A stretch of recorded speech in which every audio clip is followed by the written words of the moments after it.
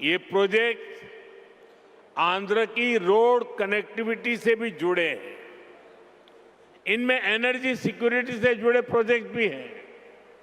ये विकास कार्य इस बात के प्रतीक है कि इस समय आंध्र की स्पीड से आगे बढ़ रहा है।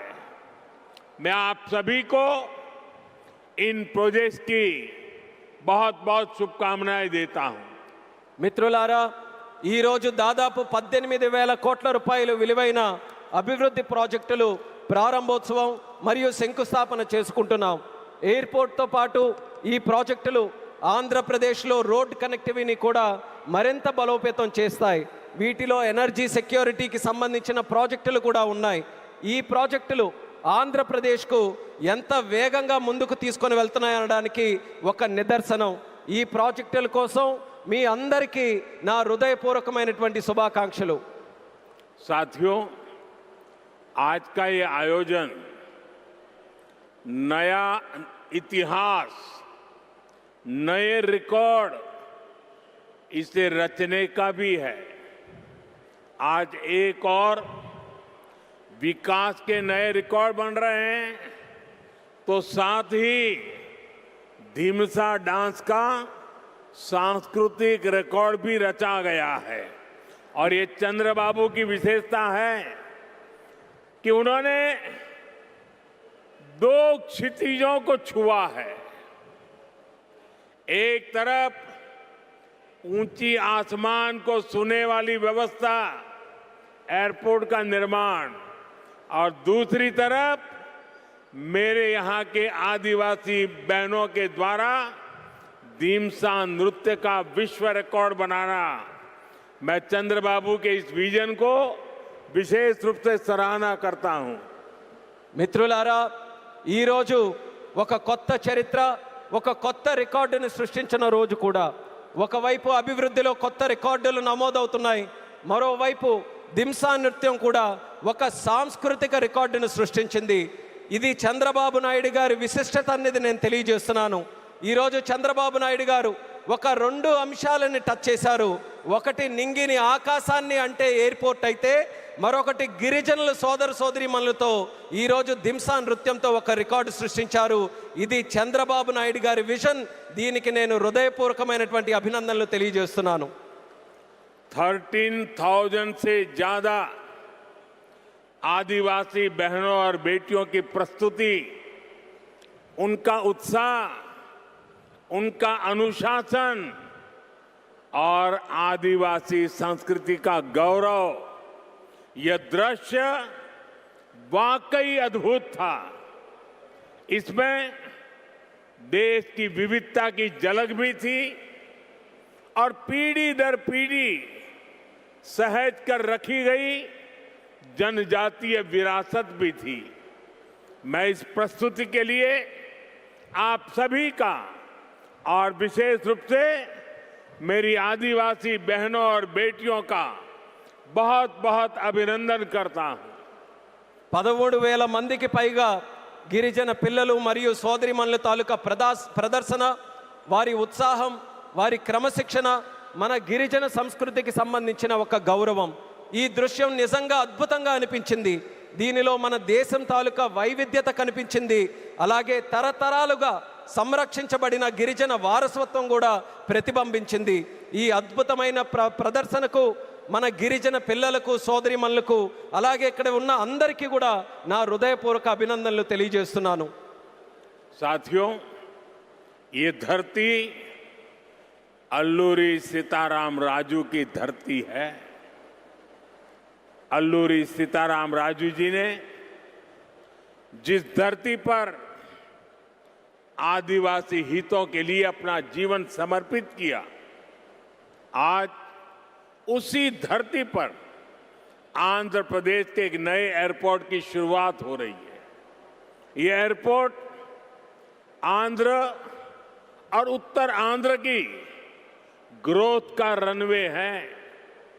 ये आंध्र के युवाओं के बेहतर भविष्य का लॉन्च पैड है। मैं आंध्र प्रदेश के लोगों को, देश के लोगों को बहुत बहुत बधाई देता हूं। మిత్రులారా, ఈ నేల అల్లూరి సీతారామరాజు గారి నేల. అల్లూరి సీతారామరాజు గారు ఈ గిరిజన హక్కుల కోసం తన జీవితాన్ని అంకితం చేశారో ఆ పవిత్రమైన భూమిపైనే ఈరోజు ఆంధ్రప్రదేశ్కు ఒక కొత్త ఎయిర్పోర్ట్ ప్రారంభమవుతుంది. ఈ ఎయిర్పోర్ట్ ఆంధ్రప్రదేశ్, ముఖ్యంగా ఉత్తరాంధ్ర అభివృద్ధికి ఒక కొత్త రన్వేగా పనిచేస్తుంది. ఇది ఆంధ్ర యువత యొక్క ఉజ్వల భవిష్యత్తుకు ఒక కొత్త లాంచ్ ప్యాడ్లా పనిచేస్తుంది. ఈ సందర్భంగా ఆంధ్రప్రదేశ్ ప్రజలకు మరియు దేశ ప్రజలకు నా హృదయపూర్వక అభినందనలు. साथियों, पहले जब एयरपोर्ट बनते थे तो एयरपोर्ट के नाम एक ही परिवार के नाम पर चढ़ जाते थे। हमने इस परंपरा को बदला। हमने अयोध्या में एयरपोर्ट का नाम वाल्मीकि के नाम से जोड़ा। हमने पंजाब में संत रविदास जी के नाम से एयरपोर्ट का नाम जोड़ा। और साथियों, केंद्र की एनडीए सरकार ने निर्णय किया है कि इस नए एयरपोर्ट का नाम श्री अल्लूरी सीताराम राजू के नाम पर होगा। आंध्र प्रदेश का जो भी नागरिक इस एयरपोर्ट से यात्रा करेगा, देश और दुनिया का जो भी नागरिक इस एयरपोर्ट से यात्रा करेगा, उसे अल्लूरी सीताराम राजू जी के नाम से जन सेवा और राष्ट्र सेवा की प्रेरणा मिलेगी। మిత్రులారా, ఒక గతాన్ని మళ్ళీ గుర్తు చేసుకుందాం.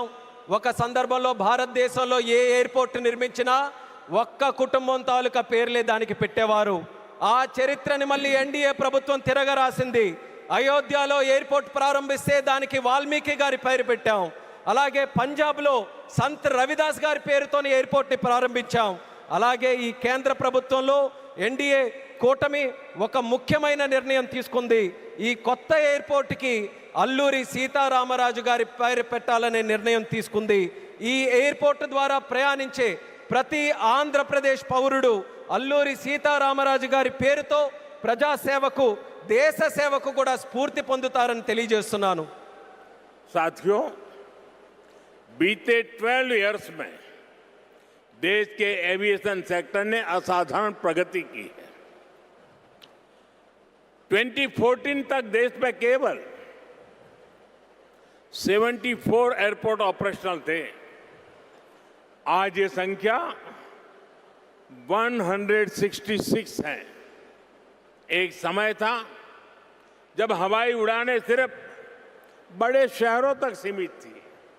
एनडीए सरकार में आज छोटे शहर के साधारण लोग भी फ्लाइट से आ जा रहे हैं। మిత్రులారా, గత 12 సంవత్సరాల్లో దేశంలో విమానయాన రంగం ఒక అసాధారణమైన పురోగతిని సాధించింది. 2014 వరకు దేశంలో కేవలం 74 ఎయిర్పోర్ట్లు ఆపరేషనల్గా ఉంటే ఈరోజు ఆ సంఖ్య పెరిగి 166 ఎయిర్పోర్ట్లకి చేరుకుంది.